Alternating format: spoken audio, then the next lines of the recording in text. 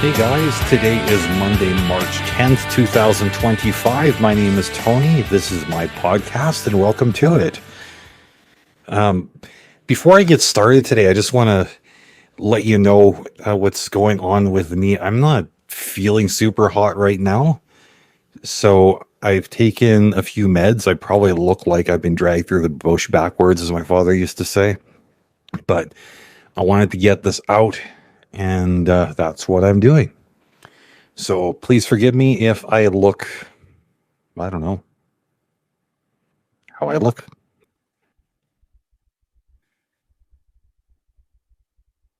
You ever sit with something for so long that it stops feeling like a thought and just becomes part of the background noise in your head?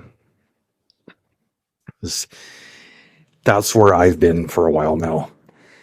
Not just with one thing, but a whole pile of things stacked on top of each other. Chronic fatigue syndrome, advocacy burnout, the never ending frustration of watching people reject logic and reason in favor of comforting illusions. It's all there, running in the background. Always. Now, I used to be somebody who engaged, someone who debated, someone who would push back against bad arguments, not just because I enjoyed the intellectual challenge, but because it felt necessary. The world is full of misinformation, dangerous beliefs, people using religion as a weapon to strip away rights, to justify harm, to indoctrinate children into a way of thinking they never got to choose for themselves. And for years, I felt like I had to be part of the pushback. Not because I wanted to be the loudest voice in the room, but because I knew I could articulate things in a way that might reach someone sitting on the fence. And maybe, just maybe, that would make a difference.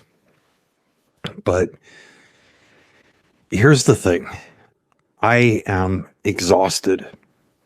Not in the way people say they're tired after a long day. I mean the kind of exhaustion where even getting up to go to the bathroom feels overwhelming. Where every decision, every tiny task feels like it's just too much. Chronic fatigue syndrome is relentless. It doesn't care what I want to do, what I feel obligated to do, or what I believe needs to be done. It just makes everything harder. And at the same time, I still carry this weight, this feeling that I should be doing more, that I can't just check out and let the worst voices go unchallenged. But I also know I don't have the capacity to fight like I used to. I find myself wishing more than anything that someone else would take over, that I wouldn't have to worry anymore, that I could just exist without feeling responsible for pushing back against the tide of nonsense. But trusting that others will step up is hard.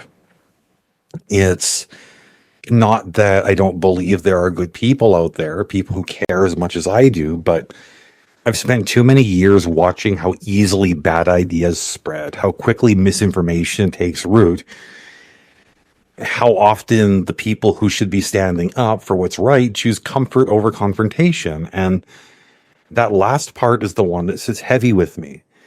The part that won't let go even when I know I have to let go. I see it everywhere. Women's reproductive rights under attack.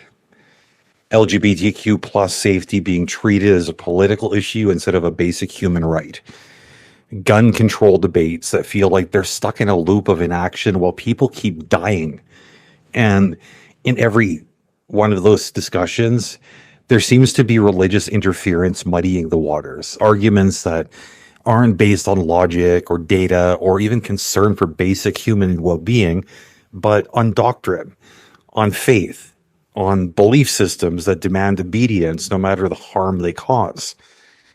And that's not just frustrating, it's infuriating. Because how do you argue with someone who rejects reason itself? How do you debate someone whose entire worldview is built on the idea that evidence doesn't matter? I used to think I could. I used to believe that if you laid out a strong enough argument, if you pointed out the contradictions, if you exposed the flaws, people would be forced to acknowledge reality. But I've learned over the years that logic doesn't work on people who are emotionally invested in being right. That facts don't change minds when belief is more comforting than truth. And the more I realize that, the more exhausting it is to keep trying. So, where does that leave me? It leaves me stuck between what I feel obligated to do and what I have the energy to do. Knowing that I can't keep burning myself out, but also knowing that stepping back completely would leave me feeling like I abandoned something important.